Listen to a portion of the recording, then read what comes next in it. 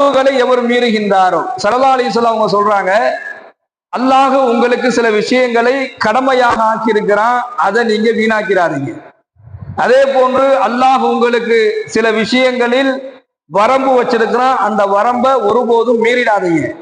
அதே போன்று அல்லாஹ் உங்களுக்கு சில விஷயங்களை ஹராமாக ஆக்கியிருக்கிறான், அந்த ஹராமாக ஆக்கியிருக்கக்கூடிய விஷயத்துல எல்லை மீறி போயிடாதீங்க என்பதாக இந்த 3 செய்தியை சொல்லி பெருமானார் ஸல்லல்லாஹு அலைஹி வஸல்லம் எச்சரிக்கை செய்யறாங்க. அந்த அடிப்படையில இந்த இடத்துல அல்லாஹ்வினுடைய வரம்புகளை மீறுவதை பத்தி அல்லாஹ் பேசுறான்.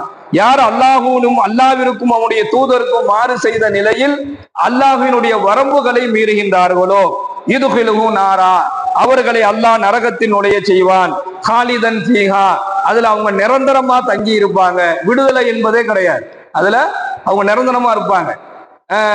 நரகம் தீர்ப்பளிக்கப்பட்டு நரகத்திற்கு ஒரு கூட்டம் போகும். அந்த நரகத்துல குறிப்பிட்ட தவணை வரைக்கும் தான் அல்லாஹ் அவங்கள வச்சிருப்பான். ஒரு தவணைக்கு பின்னாடி அல்லாஹ் என்ன செய்வான்? விடுதலை செய்வான். நரகத்திலிருந்து விடுதலை செஞ்சு அவங்க சொர்க்கத்துக்கு அனுப்பப்படுவாங்க. இது ஒரு மக்களுக்கு அல்லாஹ் கொடுக்கக்கூடியது. ஆனால் இதுல என்ன அல்லாஹ் சொல்றானா, அல்லாஹ்வுடைய வரம்புகளை மீறிட்டாங்கன்னா யுத்கிலுஹு நாரா, அல்லாஹ் அவங்கள நரகத்துல நுழைய வைப்பான். காலிதன் ஃபீஹா, அதுல அவங்க நிரந்தரமா இருப்பாங்க. அப்படின்னா என்ன அர்த்தம்? விடுதலையே கிடைக்காதுன்னு அர்த்தம். அல்லாஹ் பாதுகாக்க வேண்டும், அவங்களுக்கு விடுதலையே கிடைக்காது. யாருக்கு? அல்லாஹ்வுடைய வரம்புகளை மீறக்கூடியவர்களுக்கு இந்த நிலைமை. வலகும் அதாபு முஹீன், இழிவான வேதனை அங்கு அவருக்கு உண்டு என்பதாக இந்த வசனத்தினுடைய கடைசி வார்த்தையாக அல்லாஹ் நிறைவு செய்கின்றான். இப்போ இந்த 14வது வசனத்துல, சூரத்துன் நிசாவுல இந்த 14வது வசனத்துல தன்னுடைய வரம்புகள் என்பதாக அல்லாஹ் எதை சொல்ல வரான் அப்படின்னு சொன்னா, தன்னுடைய வாரிசுகளுக்கு சொத்தை பிரிச்சு கொடுக்கக்கூடிய விஷயத்துல அல்லாஹ் ஒரு வரம்பு நமக்கு சொல்லி கொடுக்கிறான். இதுக்கு மேல் சொல்லப்பட்ட இந்த 13 வசனங்களை நம்ம எடுத்து பார்த்தோம்னா, ஆரம்பத்தில இருந்து இந்த 13 வசனம் வரைக்குமே அல்லாஹ் ஒரு வரம்பை நமக்கு விதிக்கிறான். உன்னுடைய மனைவியா, அவளுக்கு நீ உன்னுடைய சொத்துல இருந்து, கணவன் இறந்து போயிட்டாருன்னா மனைவிக்கு இவ்வளவு சொத்து கொடுத்துதான் ஆகணும். மனைவி இறந்து போயிட்டால் கணவனுக்கு மனைவியினுடைய சொத்துல இவ்வளவு பங்கு வந்தாகும். கணவனுடைய உடன் பிறந்தவர்களுக்கு இவ்வளவு சொத்து போகணும். கணவனுடைய தாய் தந்தையர்களுக்கு இவ்வளவு சொத்து போகணும். அதே போன்று மனைவி இறந்து போயிட்டா மனைவியினுடைய பெற்றோர்கள், மனைவியினுடைய உறவினர்கள், இரத்த உறவுகள், அவங்களுக்கு இதுல இருந்து சொத்து போகணும் என்பதாக அல்லாஹ் ஒரு அழகான ஒரு வரம்பை, ஒரு வரையறையை நமக்கு அல்லாஹ் கொடுத்திருக்கிறான். இப்ப இதுல யாரும் தெரியாதுன்னு சொல்ல முடியாது. இதுல எல்லாமே தெளிவா இருக்கு. கணவன் இறந்து போயிட்டா மனைவிக்கு எவ்வளவு கொடுக்கணும், மனைவி இறந்து போயிட்டா மனைவியினுடைய சொத்துல இருந்து கணவனுக்கு என்ன பங்கு கொடுக்கணும், குழந்தைகள் இருந்தாங்கன்னா அந்த ஆண் குழந்தைகள் இருந்தா அவங்களுக்கு என்ன சொத்து, பெண் குழந்தைகள் இருந்தா அவங்களுக்கு என்ன பங்கு, சொந்தக்காரவங்க அந்த வாரிசு உரிமை பெற்றவர்களுக்கெல்லாம் என்ன என்ன கொடுக்கணும் அப்படிங்கக்கூடிய 6 வகையான பங்குகளை அல்லாஹ் குர்ஆன்ல சொல்லிட்டான். 12 வகையான பங்குதாரர்கள் யாருங்கிறதை அல்லாஹ் குர்ஆன்ல சொல்றான். ஒரு மனிதர் இறந்து போயிட்டாருன்னா அவர் சொத்தை 6 பங்கா போட்டுறணும். 12 பேர் அந்த சொத்துக்கு பங்குதாரரா உள்ள வருவாங்க. இந்த 6 எப்படி போடணுங்கிறதையும் அல்லாஹ் சொல்லி கொடுத்துட்டான். மேலே சொன்ன வசனங்கள்ல அந்த சொத்துக்கு பங்கு பெறக்கூடிய 12 நபர்கள் யாருங்கிறதை அல்லாஹ் சொல்றான். யார் யாரெல்லாம் சொத்துல பங்குதாரர்களா வருவாங்க அப்படிங்கக்கூடிய வரம்புகளை அல்லாஹ் ரொம்ப தெளிவா சொல்லிட்டான். இதுல யாரு மீறுறாங்களோ, ஒரு எச்சரிக்கையான ஒரு ஹதீஸை பார்க்கிறோம். 70 வருடம் நன்மையை மட்டுமே செய்யறாரு. ஆனா மௌத்தாவ போற நேரத்துல தான் சொத்து தனக்கு பிடிச்சவங்களுக்கு, தனக்கு பிடிக்காதவங்களுக்கு போய் சேர்ந்துடக்கூடாது. உதாரணமா பிள்ளைகளை அவருக்கு பிடிக்கல, 4 பிள்ளைல ஒரு 2 பிள்ளைய பிடிக்கல, 2 பிள்ளைய பிடிச்சிருக்கு. ஆம்பளை பிள்ளைகளை பிடிக்கல, பொம்பளை பிள்ளைகளை பிடிச்சிருக்கு. பெண் குழந்தைகளை பிடிக்கல அல்லது ஆண் குழந்தைகளை பிடிச்சிருக்கு. இப்படி என்ன செய்யறாரு? மௌத்தா போற நேரத்துல சொத்தை வேறு விதமா மாத்தி கொடுக்குறாரு, வேறு விதமா மாத்தி எழுதிடுறாரு.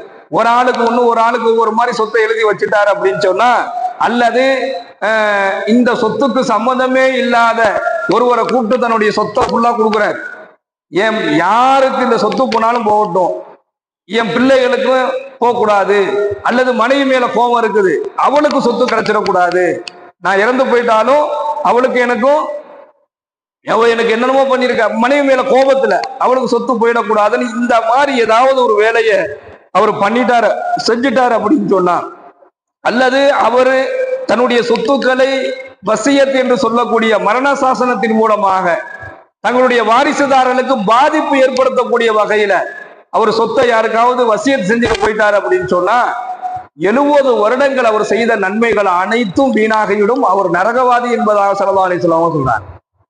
70 வருடம் ஒருத்தர் பாவமா செய்யறாரு, ஆனா மௌத்தா போற நேரத்துல என் மனைவிக்கு இந்த சொத்து, என் மனைவிக்கு அல்லாஹ் என்ன வரம்பு மீறி இருக்கிறானோ, என் பிள்ளைகளுக்கு என்ன என்ன அல்லாஹ் சொல்லி இருக்கிறானோ, அந்த அடிப்படையில நீதியோடு நேர்மையோடு தன்னுடைய சொத்துக்களை ஒருத்தர் பிரிச்சு கொடுக்கிறாரு, அல்லது அந்த சொத்துக்களை கண்ணியமான முறையில நேர்மையோடு அவர் கொடுத்துட்டு போயிட்டார் அப்படின்னு சொன்னா 70 வருடங்கள் அவர் செய்த பாவத்தை அல்லாஹ் மன்னித்து அவரை சொர்க்கவாதியாக மாற்றுகிறான் என்பதாக நபிகள் நாயகம் ஸல்லல்லாஹு அலைஹி வஸல்லம் சொல்றாங்க.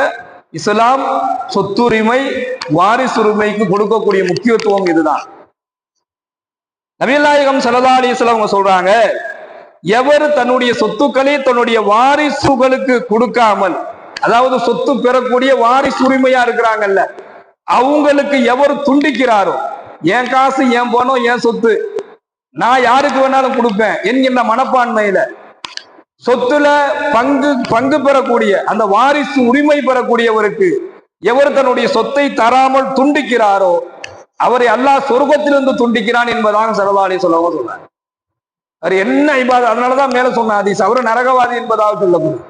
யார் வாரிசுரிமை பெற்றிருக்கக்கூடியவரை தன்னுடைய சொத்து கொடுக்காம துண்டிக்கிறாரோ அல்லாஹ் அவரை நரகத்திலிருந்து துண்டிக்கிறான். அதே போன்று வாரிசுரிமை யாரெல்லாம் பெறணும், இதுல என்ன ஒரு பிரச்சனை இருக்கு, தந்தை முஸ்லிமா இருக்கிறார், முஸ்லிமான குடும்பத்துல பிறந்திருக்கு, முஸ்லிமா இருக்கிறார், அதுல பிள்ளை என்ன செய்யறாரு, மதம் மாறி போறார், பிள்ளை மகனோ மகளோ மதம் மாறி போயிட்டாங்க. இப்ப இவங்களுக்கு என்ன சட்டம் அப்படின்னு சொல்லி பார்த்தா, முஸ்லிமா இருந்தாதான் இவரு தன்னுடைய சொத்தை கொடுக்கணும், மதம் மாறி விட்டால் அவருக்கு கடன் கொடுக்கணுங்கிற அவசியம் கிடையாது. அது அவர் விருப்பம் தான், யாரு விருப்பம், தகப்பனாருடைய விருப்பம் தான், ஆனா கொடுக்கணும் என்கின்ற அவசியம் கிடையாது. முஸ்லீமாக இருக்க வேண்டும், முஸ்லீம் அல்லாதவருக்கு இந்த சட்டம் வராது. சொத்து கொடுப்பவர் அதை வாங்குபவர் ஒரே மதத்தை, அதாவது இஸ்லாமிய அடிப்படையில அவர்கள் வாழக்கூடியவர்களாக இருக்கணுங்கக்கூடிய ஒரு செய்தியையும் நம்ம இதுல தஃப்சீர்ல விளக்கமாக பார்க்கிறோம். அடுத்து, சொத்தின் உரிமையாளரை ஒருவர் கொலை செய்கிறார்.